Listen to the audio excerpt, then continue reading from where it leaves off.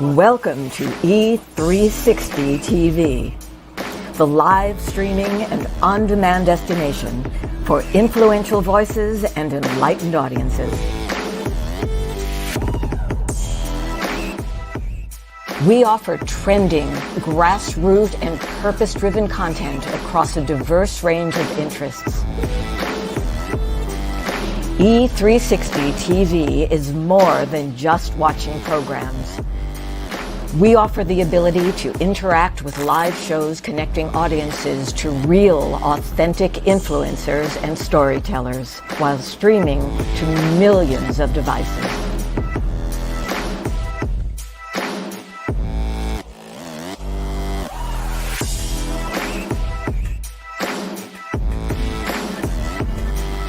Real experiences. Raw conversation. One destination for it all. E360 TV. 5 years ago, the Power of We Symposium was created to provide a platform for kids from all sectors where they could have a safe and comfortable environment in which to share both their joys and concerns. The Power of We Symposium is proud to have served over 250 kids throughout Romania when we took our mission global back in May of 2023. Now, 2 teams of amazing volunteers from both the U.S. and Romania embarked on an 8-day Legacy of Hope tour, bringing encouragement and hope to not only the kids of Romania, but also the adults who support them, and also to over 100 kids here in the U.S. who contributed handwritten letters of hope to our Romania mission of 2023. Now, this year, we are proud to provide this opportunity yet again in October, and we are super excited to up our game. New venue, 750 kids this time, and we want to see you there. We're looking forward to meeting you in person at this year's event, which promises, as always, incredible speakers, amazing content, and of course, some of the greatest kids on the planet. So, mark your calendars for October 24th, and we'll see you here in Chicagoland for the Power of We Symposium 2024. This year's theme is Always Together, Never Alone. Tickets are available now on Eventbrite or at powerofwesymposium.com.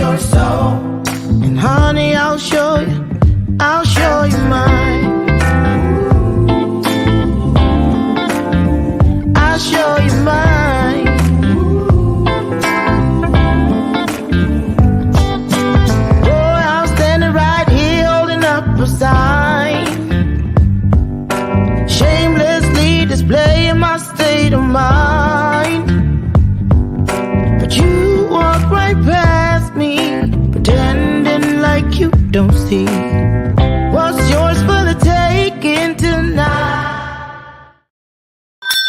Good morning, good morning, good morning. I'm over in another one I was in another screen trying to find some. Hey, y'all, how you doing? Good morning, everybody. Welcome to today's installment of Bathrobe Moments. I'm your host, Dr. Lauren. It's a wonderful day in the neighborhood.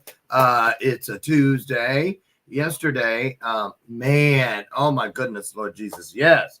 I went and I got this new thing I do now. Started it, I don't know, I think right around Christmas time. One of my coaching clients gifted me 2 years in a row one of those Massage Envy gift certificates, and I went and I fell in love with it. So I go once a month now. So yesterday was that day, and boy, man, anything you can do that is going to serve as a grounding of sorts for you to keep that work-life balance, to keep that stress off you, put it in place. Give it a try. I know the older I get, the more I need it. So, yeah, that's what I did yesterday. Got a lot of work done. Not as much as I could have, but that's why my Mondays are my off day. So, anyway, how's your day shaping up? How's it looking in your neck of the woods? Drop it into the comments. Whether you're here live today or watching from your home television set or on the replay, we're glad you're here. Together, we come together. We talk about things. We bring attention to things. We pour into each other. And it is all with the sole intention of all of us being mutually beneficial as far as easing some form of suffering in the world, right? Can I get an amen? There you go. I'll put one on the screen. And there's the bell of purpose. It's here every day. I ring it on purpose because it is a reminder, not just a gimmick. You hear me say that all the time. It's a reminder that the truth, just like that bell, has a ring to it. And you'd think everybody understood that, but look around you in this world. Not so much. So anyway, there it is. Been here all this time. And here's Lucy McGillicuddy Ricardo. She's my sidekick, my version of Ed McMahon. She's been here 7 years. We're in our 8th year together. And I love me some Lucy. Today we're sipping on some coffee that is aptly named, what is it called? Something caramel. Or if you're from the ghetto like me, caramel. So there it is. So anyway, listen, I have a great, when people refer other people to you, that is the best form of endorsement. When people say, listen, I know this person, you just really need to meet them. And that's exactly how today's guest found. Oh, okay. Went and got your little name thing on there. I see it. I got it. Car 33 M86. I got you. Okay. Yes. KAREEM is here today. KAREEM E, he goes by. And he came to me. It was brought to my attention through my good friend, Dr. Kent Mercado. You guys know Kent. He was on the show several times during his run for Congress this last time. First time out there, of course, the first time you're just out there really getting your feet wet. So he did not win, but he learned a lot, and we learned a lot. I followed him on the trail. Learned a lot. And also, this young man came here as a result of that meeting with Dr. Kent, our friendship. So I'm trying to find, I know I have some things to say. Kent, oh yeah, I don't like that. I don't want that one. Hold on. I'm trying to do something else here. Hold on, you guys. Bear with me.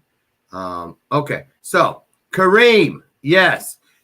He says he's come to the realization that things happen for reasons, and that is his reason. And he says that he feels that we're connected. We could be family members, friends, acquaintances, co-workers, classmates, supervisors, or even a professor.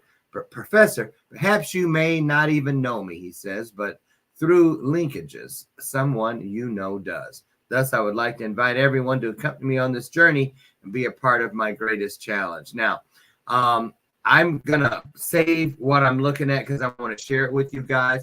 But this young man, some years back, he suffered from and grew through. I think it was right after his 17th birthday.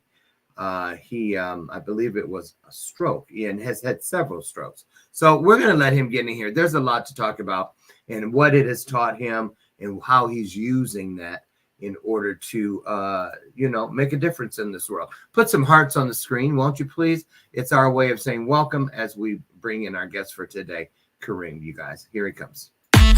Hey,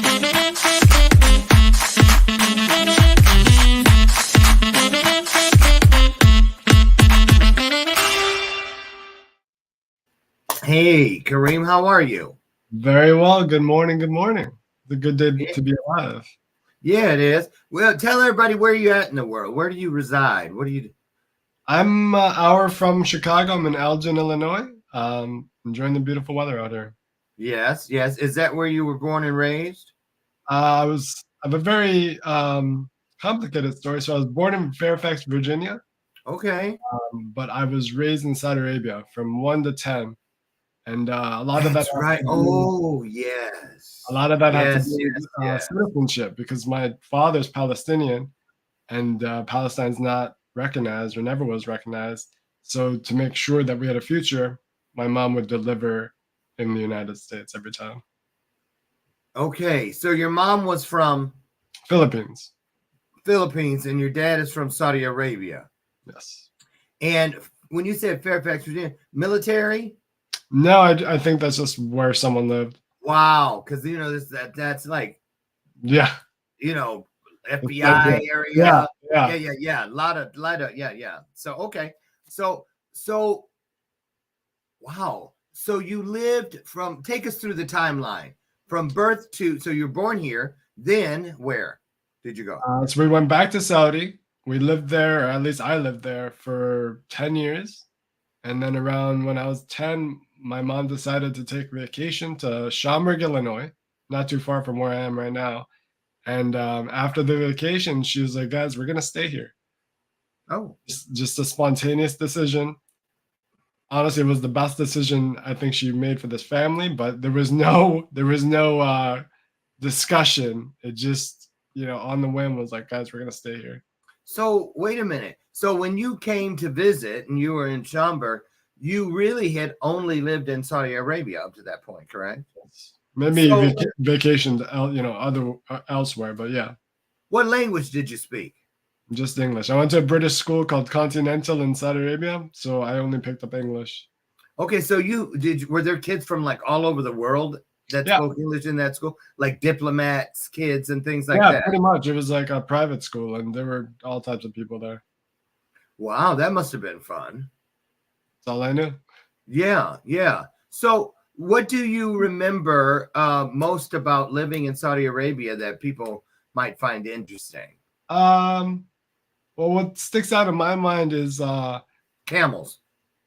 it's a rich country, but there's definitely a side of poverty. So, I mean, kind of like Chicago, like you'll see like homeless, and ironically, they're sleeping on like gold floors, like gold. I don't know if it's floors or pavements or plated or whatever, but it is a very rich country, but there's disparity between the wealth. So just like you hear of a lot of countries where there's like really super rich and then very, very marginalized and nothing in between, really. Pretty well, that's what I saw. Yeah. So how does it feel? How do you? So, man, Saudi Arabian and Filipino. Palestinian. Palestinian and Filipino. Yeah. I got to write that down so I get it right. Filipino. What? I'm a Filipino, Palestinian Filipino. Filipino. I made the race. I like that. Filipino. So, what's it like now? I remember when I first met you, you were telling me that one of those, tell us about it because I don't want to get it wrong. They don't kind of go together. Like when you were over in Palestine, Filipinos aren't welcomed, or what was the deal? And you were saying it was in Saudi Arabia. A lot of the help is Filipino. There it is. That's it. Yeah.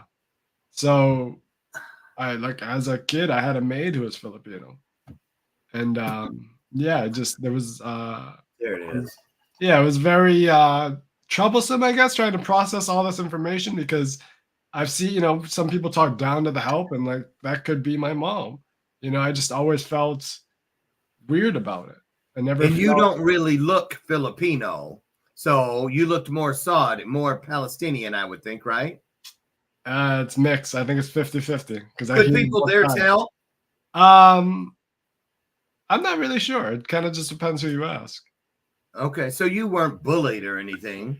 Not in Saudi. The No. Filipino side of your. No. Okay, good. Well, that's nice to hear. That's I mean, kids can be cool. as a kid, I wasn't. I mean, basically up till 10, I don't remember bullying. You know, we were just all young and innocent. So you said up to 10. So then at 10, you guys left Palestine and came here. So what? You're saying the bullying, you got bullied once you got here? I wouldn't say bullied, but there was definitely people would acknowledge my differences. You know, I have a culture that I grew up in and placed in this American culture. I had no idea what was going on. You know, there were phrases. I remember what comes to mind is "You don't know Jack." You know, the phrase "You don't know Jack," and I was like, "Who's Jack? What are you guys talking about?" There's just so many I don't know, things about America that you don't know unless you live here. Unless you live here. Did you feel it was a step up when you moved here? I know you said it was a rich country there, but a lot of disparity and whatnot. I don't know where you guys fell in there, but how big of a difference was it culturally moving here? Because I was a kid, I didn't really know. You know, I couldn't tell you the differences. So kids are so flexible. Yeah, I just took what right. So okay, family members still over in Palestine? So I've family members in Saudi Arabia still. In Saudi Arabia, I'm sure I have distant cousins and stuff probably in Palestine. I'm pretty disconnected with them though. Would you think you'll ever go back over there and check it out? I want to. My dad actually just went for the first time in his life. Or I guess he was probably there as a young child, but like he just returned there for the first time back in like 2016, just because the turmoil over there, and you know. Yeah. So I want to, honestly. What about the Filipino side? Have you been to the Philippines? Not since 1995. Oh, I heard it's beautiful there. Actually. Yeah, I mean it's been a while. You did go. So let's go. Let's tell everybody about what happened. I'm gonna try to bring it up. I'm gonna share the screen because you sent me some stuff. Yeah. Hold on. I'm not techie, but I'm gonna do my best, you guys. Okay. Is this it here? I think it is. Yes, here we go. I want you to take us through this. So, okay, who is this guy underneath this banner? That was me running one of probably my second or third 5K. 5K. Now, how old were you then? Probably 20. I'd say 12. So 10 years ago, minus a couple of years. So like 20 something. I can't do math under pressure. Okay. So, but you were in your early 20s? Yeah, it's a late 20s. Okay, late 20s. Now, then here you are in a wheelchair. How did this happen? How did we get from running the marathon? Or what direction? Is this picture before the marathon? 5K, but yeah, this was back May, like 2003. Mid-month, so like May. Okay, June. So the guy who was running the marathon or the 5K is the older version of this kid. Yeah, exactly. So this kid is in a wheelchair, though. What happened? Why is he with a cane underneath? So in 2003, I had an episode. Actually, I was opening my 17th birthday present. It was a PlayStation 2, and I really struggled, and I could not open it. And I remember I something clicked, and I lost control of everything. I was on the floor. My sister found me crying and laughing at the same time, and no one really knew what to do. My sister called my dad. My dad didn't know what to do.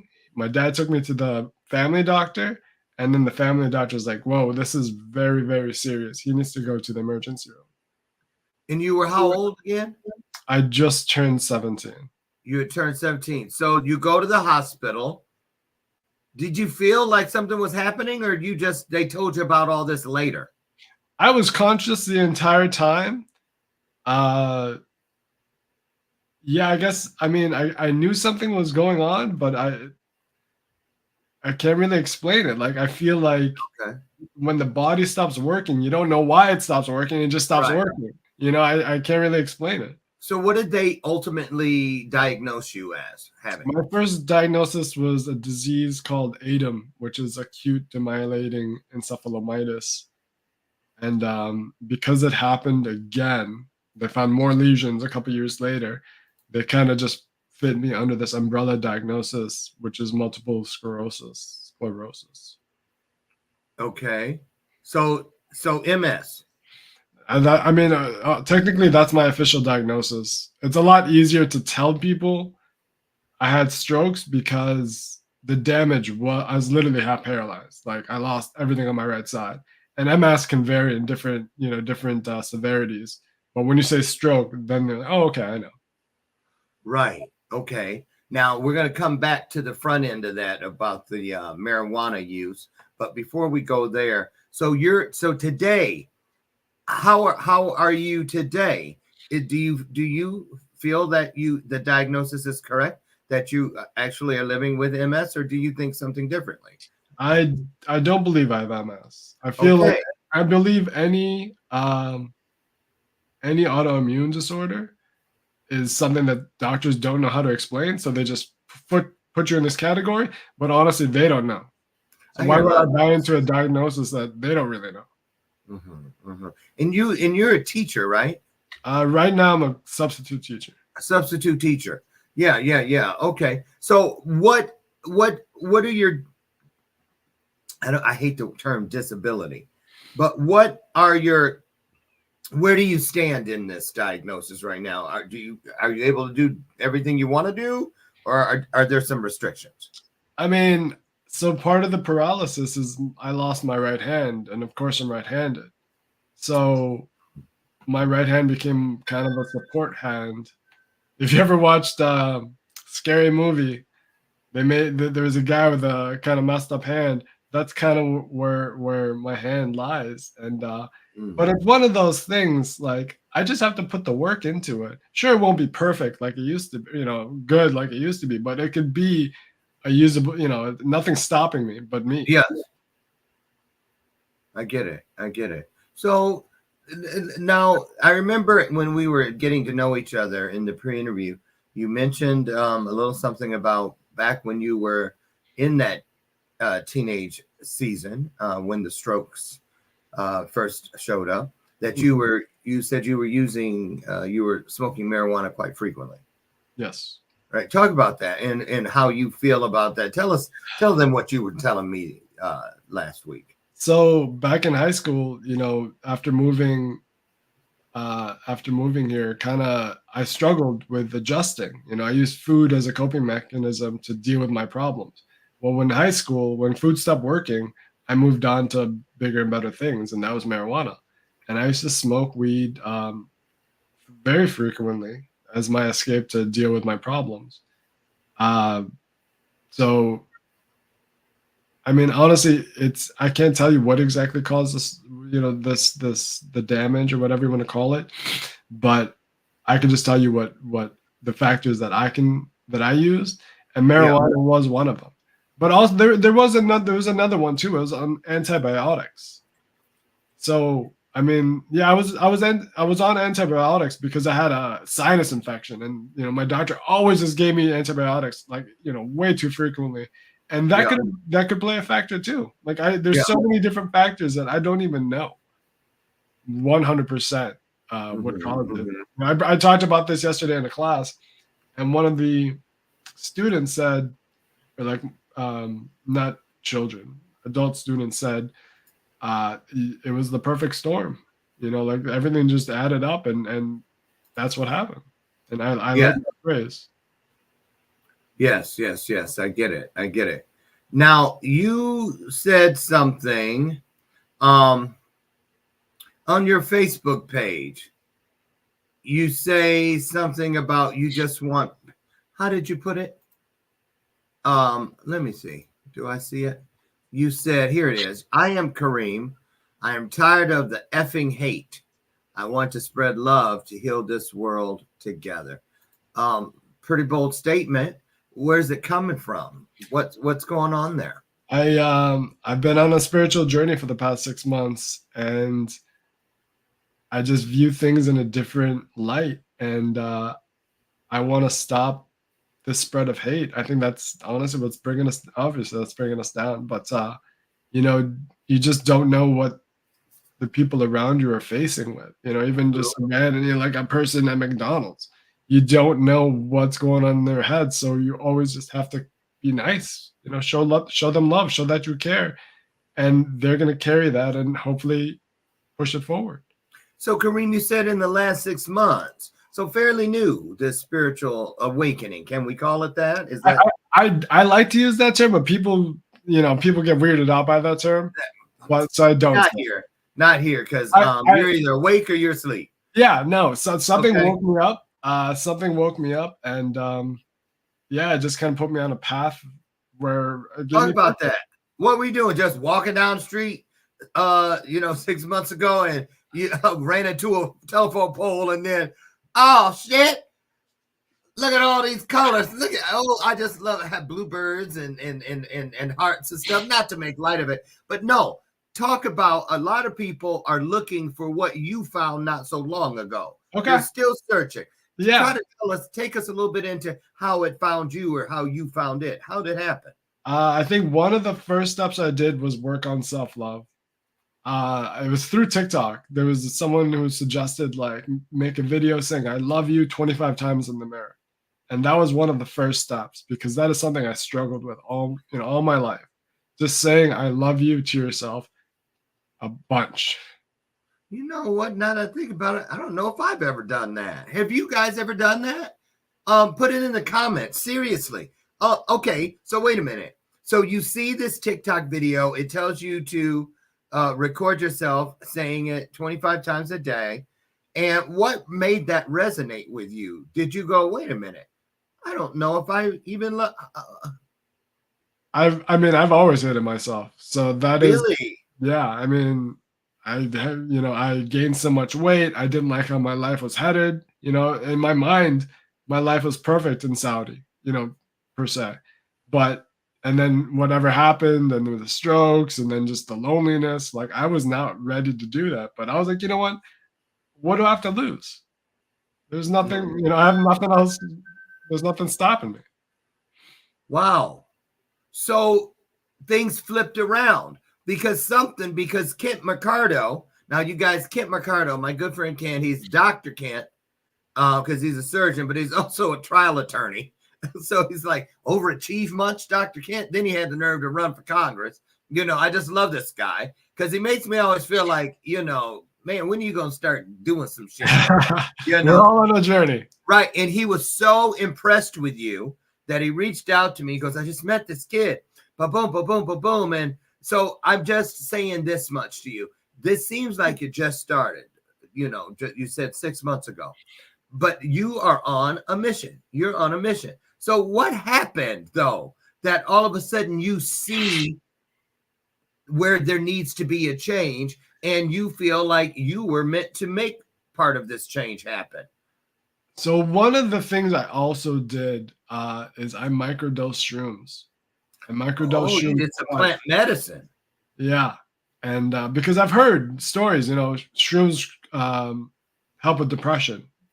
Okay. And like, I've been depressed all my life. Let's try it. Like, I don't know what else I can do. Okay. So where'd you get them? Through a friend. I mean, I didn't even know. Okay. So you used somebody you knew. Yeah. You didn't just go online. You used it because, people will replicate. So we want to make sure we tell them exactly how you did it so they understand how it turned out the way it did for you. Yeah. So, for me, I went through a friend of a friend. It was microdosing. And I tried it, and first time I didn't really gain much, or it was just different. But the second time, I had some sort of revelations. Were you alone?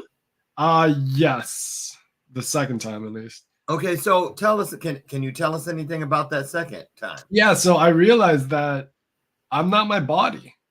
Like I was staring at myself in my body, and I was looking around like I am not my body. Like I don't. I feel like I'm just a spirit inside, and we're just the body is the vessel. I mean, you hear it all the time from other people, Yes. and I realized I'm not my body, and also at the same time, I'm not my mind.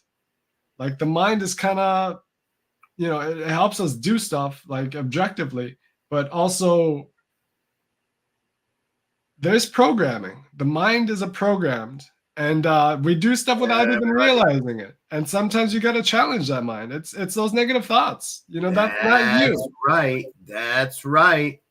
Boy, you said a mouthful there. Hi, Robert. How are you, friend? Good to see you. Listen, so, okay, so what were some of the first things that you realized were changing when you said you began to, quote unquote, and you don't like the term waking up, but this spiritual beginning, or uprising, or however you want to approach it? What was one of the first things, or a few of the first things that you noticed about yourself? I found myself doing stuff for the environment. Like I started picking up trash. Like no one told me to pick up trash. I just started doing it. I started feeding squirrels, and I still do both of those things today. And I don't know why I started. I just started doing it on my own. Something other than yourself. Yeah, Worrying about something. I feel like, I've always had this in me, but what the shrooms was really unleashed it, and I took it and ran with it. So let's just say, okay, and you're not saying in order to continue this and perpetuate it or keep the momentum up, you've had to microdose over and over and over, like it wears off. This happened, and you're still on it. I'm one and done. I'm not going to do any shrooms. I don't need it. So it got you there. Yeah, it just took me to the next level. Once I'm at that level, I'm done. Wow.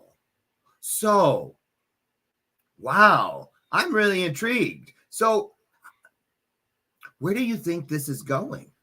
Where do you think it's taking you? Sky's the limit. I mean, this is honestly my first podcast. I've been involved recently. Part of the reason why is I hid away for 20 years behind a computer, not living life. I did that for 20 years, just drank and played computer games. And now that I'm awake, I am trying to get involved in as much as I can. I go to the library, hit up every activity they provide, and it's all through linkages. I go to one activity and people be like, "Oh, you should go here," and then I go there, and then it doesn't stop. So right now, like yesterday, I just went to the Citizen Academy, hosted by the Elgin PD, and I'm sure that's going to open up to some more stuff. Mm-hmm. It just one door opens, and then 7 more open. I feel like you have effervescence going on. Those champagne bubbles are popping all around you. You know what I mean? When something is celebratory, like, you know what I'm saying? How exciting. So why do you think this is happening now in your life? I think I just surrendered. I was just tired. I was tired. I think the problem is people try to control so much, and you resist and resist. I just gave up. I was like, I'm done. And I guess the universe, let's say it's the universe, take over and then the universe gives you a path. It's true. It is true. And it's not that I'm shocked because I live in it. Yeah. But I'm looking at you and I'm like, I can't believe that it was just 6 months ago for you. And you're sitting there like, and nobody can tell me different. This is how it is.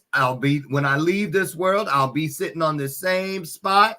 I believe it. And it's just amazing to me how you found it so wham, bam, thank you, ma'am. 6 months ago, I was growing marijuana.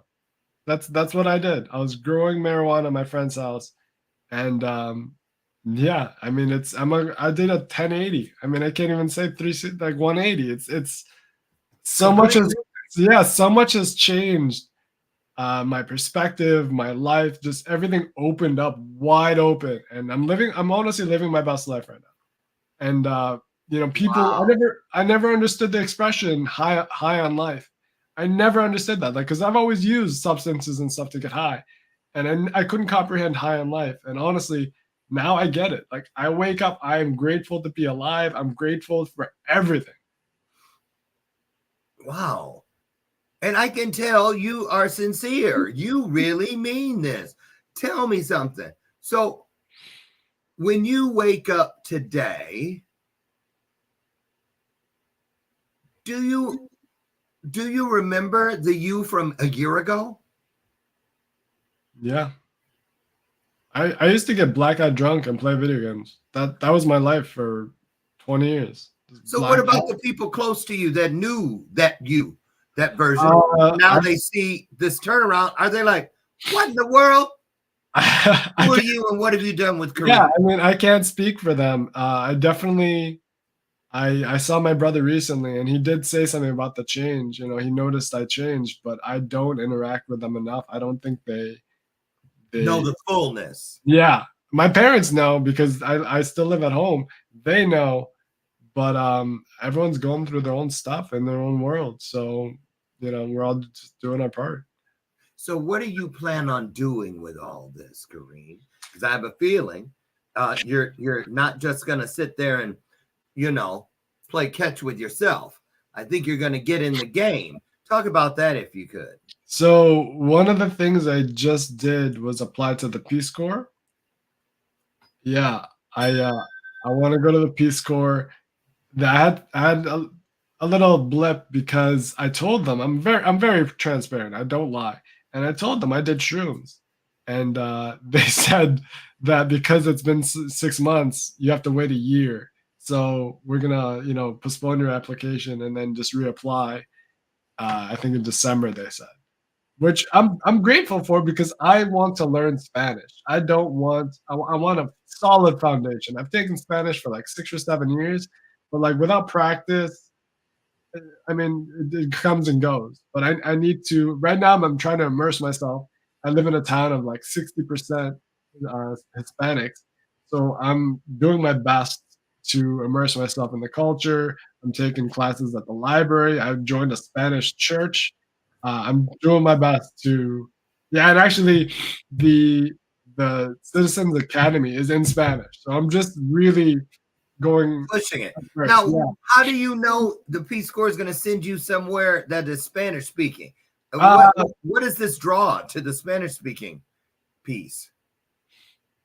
Honestly, it's for my community. They're Spanish, so I'm really doing it for them. But Okay. I mean, it's not. I mean, the first time they mentioned something about Thailand, but they're like, we didn't check your records on your language. So I'm assuming that once they see that I took Spanish for 7 years in high school, college, or whatever, they're gonna send me there. Like, why would you send me to a place where I Where don't? you have no background with the Yeah, language at all. Yeah, yeah. I get it. So this decision for the Peace Corps, that's a pretty big, jump. Talk about what is it that you find appealing, and what do you think it is that your soul is thirsty for that has you reaching towards an experience like the Peace Corps? I mean, it's basically suffering. They're gonna show me with my eyes how people live because we're in America. We live in a bubble, or at least I do. We don't see everything, and I feel like the Peace Corps is really gonna open my eyes wider. Why do I get the feeling, Kareem, that you know that you're being groomed for something bigger than what is going on, and that you know what it is, but you haven't. I think you're operating underneath a gag order, a universal gag order, like where you're headed, but you're not really talking about it too much. I Any mean, idea what I'm talking about? I did have a vision back in 2013. I used to meditate a lot. Um, life was not good. I in 2013 I got fired from my job of a job that I loved, and I used to meditate like for hours, and I had some visions, And I don't know if I want to share them, but they're pretty grand. I shared them with my sister, and I remember her saying like, "Oh, you shouldn't think like that," and but like I understand why she said that now. Like again, it's all about spirituality, and the the I don't even know what it's called, but when you have something like when you have a goal, people are like don't tell it to other people. Like I never really understood that, but now I get it because people will attach their negative energy towards that goal and make it that much harder to achieve that goal. Mm. Yeah, Mm-hmm, mm-hmm, mm-hmm. my family is one of them. Like I literally for a long time I stopped talking to them because everything I say, they would take the opposite side. Like every time. I'd say the sky is blue. No, the sky is red. I mean, that's not the I best get it. example, but every time it's the opposite. They contradict what I'm saying. There's no validation. My entire life, no validation.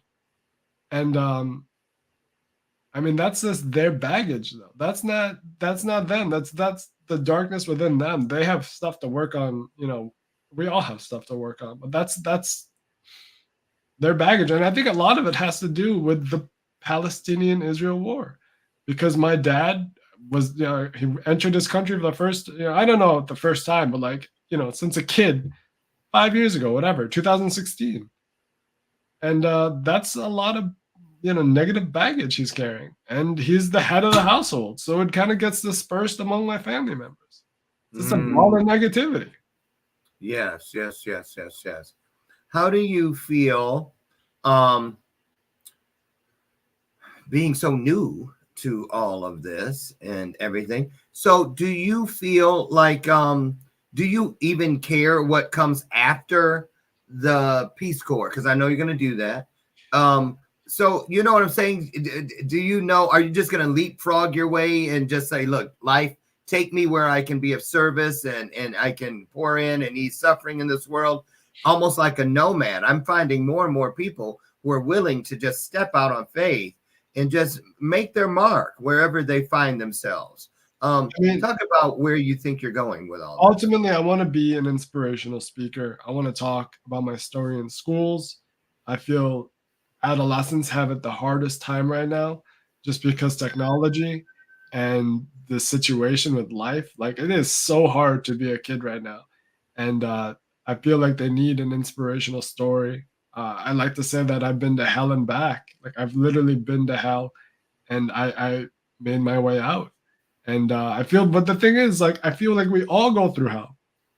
I honestly believe hell is on earth. Everyone has their own hell. It's a personalized hell, and mine's physical, but it's not. Everyone's hell is different. You know, so just I wanna be the light, so people can like gravitate towards and just keep pushing. 'Cause I Do mean, you ever feel like did you have well let me ask you this. Did you have to forgive anything or anyone in order to find this inner peace that you seem to have found recently? How big was that piece for you, if at all, the forgiveness piece? I think probably the main one was my brother.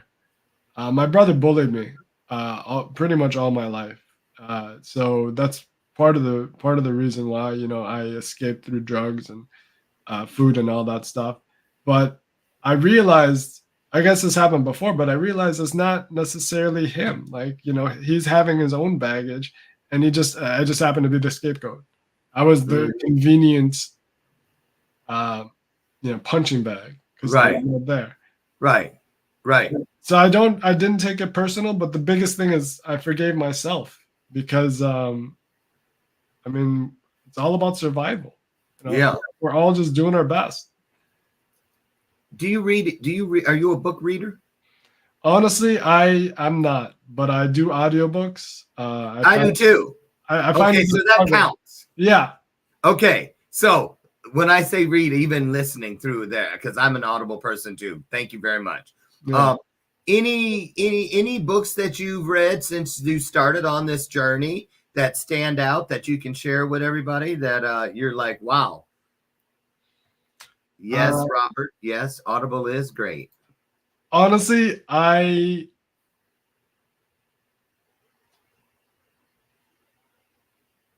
haven't been continually reading them, but I have a couple books. I am part of a spirituality group called Siko Mahikari, and I do feel that they showed me the like more of the light. Really, one of the principles that they believe in is gratefulness, and honestly, I think it's the key to life, being grateful for everything. And you know, they have this thing called giving light, which to me is just like praying for someone. And Yeah. literally, yeah, like I literally just sit there and someone kind of prays for me. And I don't know, well, I don't know why. I know why, but like you just feel better. You know, I just feel lighter, more energy. So I'm doing that practice. Um, it's a Japanese practice, by the way. It was founded. Yes. Yeah. But yeah, not I mean, I have a couple books here and there, but I'm not all this stuff is coming to me through like the interactions, really. With other people. I just Yeah. I love it. It's you know, you really hit it on the head when you said the surrender part. Because when you do, you know, that I tell people this too. Surrender and falling in love are synonymous. Yeah. Because when you fall, you let go, you fall back, like they do that trust thing where you fall back, you surrender. And so a lot of people think that falling in love is primarily just for romance and the romantic you know, lanes. But no, I believe too that whatever created us lets us know there are no mistakes. That's just us keeping your journey interesting. You know, so when you fall, what created you has you. It's going to catch you if you allow it to. But you can't fight it. You can, but those are principles. We cannot break principles, but we can certainly find ourselves broken against them. So I feel like, you know, one door shuts and 10 open, but if you get stuck at the one door being shut, like you just got like that's on you. You just have to keep going and you'll see there's so many more opportunities. I mean, that's what I did, you know, 20 years. The door shut and I was like, I hate my life. I hate my life. I hate myself. And then, you know, once I surrendered, like, oh my God, life is so beautiful. So much opportunity. You mentioned that or alluded to the two-step that so many of us dance with, depression. So is it pretty safe to say you did experience some depression? All my life. I remember when I was like 10 years old, I borrowed my sister's nail polish and like wrote, it was probably like 9 even. I wrote like, I hate my life, I want to die. Like, why is a 9-year-old doing that, you know? Did you ever seriously consider taking your own life? So many of us have. I can admit it. Yes, many times. I tried it. Well, once really tried it. I took like a bottle of, I don't even know if this would kill me, but muscle relaxers, like an entire bottle. My dad has like a pharmacy in his room, and I just took to it and stacked with drinking. Always stacked with drinking. But I remember waking up. I was so parched, and I wanted to get a drink of water, and I couldn't move. My body just didn't. I had to crawl. Those muscles were like, we are out for the count. I had to crawl all the way down to the kitchen to get some water. And, you know, the sad thing is my dad was there. I didn't even know he was there, but he was just watching me. Didn't even say a word. And it's just like. Watched you crawl? Yeah, he watched me crawl, get the water, and let me go upstairs. You know, crawled back upstairs. It's okay, that's a whole nother show. Yeah, I mean, everyone has their own baggage. Wow. Okay. So what are you most excited about in your world today, Kareem? I put in the promo, you know, that I considered you. I said, we're on a mission today with peace and love at activist Kareem, because I picked that up from you already. So I'm going to give you 60 seconds. Just tell people what's on your heart today about what you'd like to see change in this world. Go ahead, all you. All right. You know, I like to model off bees. I just read a story about bees, and when bees are like suffering, the entire swarm comes together and helps each other. And I feel we should, I feel like the bees are modeling it for us. This is what we need to do. We need to come together when times are tough. We need to come together regardless. And we need to thrive together, because honestly, we do it better together. And I feel, especially after COVID, the segregation, the separation, it's more prevalent than ever. And I feel like we need to make an effort to rely on each other. You know, back in the 90s, there were better times, and there's nothing stopping us to having those better times but us. Make that effort. Talk to your neighbor. Talk to strangers. Spread that love. It's all about love. Choose to spread love. Choose to spread love over hate. Mate, there it is. It seems so clear. It seems so plain, and yet it eludes so many. I'm really excited to see what happens with you, where you go, and who comes with you, because I know you're gonna do great things. I really feel it. Thank I you. believe your time is now. Yeah. And I'm so honored. I just want to say this. I'm so honored that this is your first show that you've been on to share your story. Yeah. It's my first appearance. You never know it. I just think it's great. You're very authentic and transparent, and there's a lot that people can learn from you. I'm going to put on the screen, I have it here. You guys, it's also already inside of your comment section. Oh, wait, that's the old one. We have a new one. Wait a minute. That's even easier to, yes, this one. Yeah, I want you guys. Yeah. I do have to just say, my Facebook's really, really new. I deleted Facebook back in 2009 because, you know, my own struggles. And I just got it back because I know the technology social media is the way to spread the most people, but I haven't really fixed it up yet. Well, you know what? That's why we're friends, all of us, just to be able to follow and to share and to pour into each other. It's not about the numbers.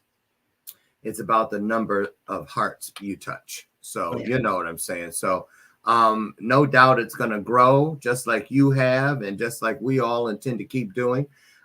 So if you had a Jerry Springer moment, which you do right now, well, you know, let's just say that I love doing it like this. I say to my guests, you know, if you could put the world on mute where they, you know, they couldn't hear anybody but you for just 30 seconds, and everybody had to listen, what would you say in those 30 seconds that you would hope people would not forget? I would say we are all one. When you perpetuate hate, we're only hurting ourselves.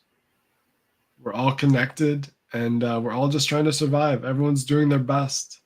So please, please choose love over hate, because the world is hard. It's a hard world, and we need to stick together to be able to make it through. I agree. Hey, is it okay if I pass your name forward to some of the other shows on our network that I think you'd be a great fit for? I'd love to. I'd love it. Perfect. Done. I'm going to send some emails out as soon as we're finished here today. So you guys, again, scrolling along the bottom of the screen is the connector, the Facebook page for KAREEM E. Head over and just get to know him. He's just getting started. This is his first interview, and his Facebook is new. But so what? It doesn't matter when we get started, as long as we eventually get started. It's not how you start a race. It's not how you run the race. One day it'll be about how you finished it. So there you go. There you go. So encouraged by you. Thank you so much for all you do. You're welcome. Thank you for this opportunity, Lauren. I really, really appreciate you and the work that you do. You're spreading that love already. Thank you. Thank you. And thank you for confirming that. I receive it. Thank you so much. And listen, thank each of you, no matter when or where it is you get your content.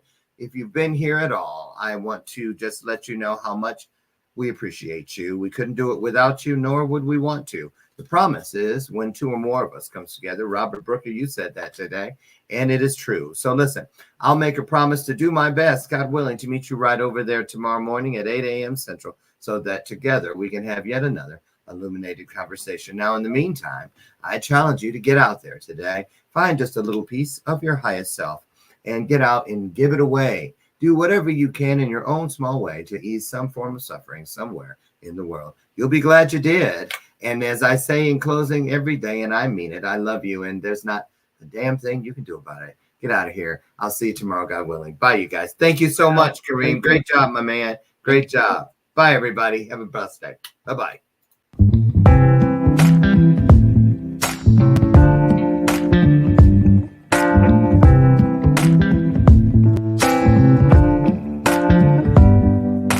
Show me your soul. Baby, I'll show you mine. Show me your soul.